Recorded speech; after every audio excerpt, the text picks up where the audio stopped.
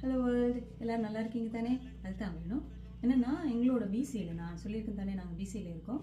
2 விஷயம் நடந்துச்சு. ஒன்று வந்து ஒரு பயங்கரமான விஷயம், ஒரு விஷயம் இன்ட்ரெஸ்டிங்கான விஷயம்.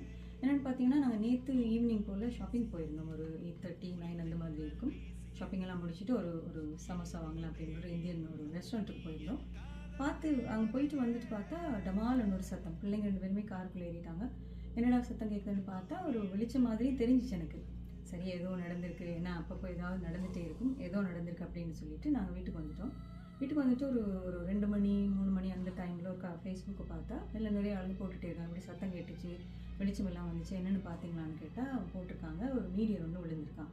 தேங்க் காட் ஆளுங்க இல்லாத இடத்துல விழுந்திருக்கு. இப்போ வந்து சயின்டிஸ்ட் எல்லாமே அந்த மெஷர்மெண்ட் எல்லாம் பார்த்துருக்காங்க. எவ்வளோ பெருசு என்னன்னு தெரியல, ஆனால் எனக்கு ஒரு பயங்கர வெளிச்சமாக தெரிஞ்சிச்சு, பயங்கர சத்தமாகவும் தெரிஞ்சிச்சு.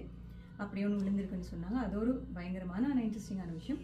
இன்னொன்று விஷயம் என்னென்னு பார்த்தீங்கன்னா, எங்களோட கனடாவில் எப்போவுமே ஒரு 2 டைமில், ஒரு ஸ்ப்ரிங் டைம் ஒரு ஃபால் டைமில் வந்து டைமை மாற்றிட்டே இருப்பாங்க. ஏன்னா ஸ்ப்ரிங் டைமில் டக்குன்னு வெளியாக சூரியன் வந்துடும், வெளிச்சமாயிரும். ஃபால்ஸ் டைமில் கொஞ்சம் இருட்டாயிரும் டக்குன்னு ஈவினிங்கில், அதுக்காக மாற்றிட்டே இருப்பாங்க.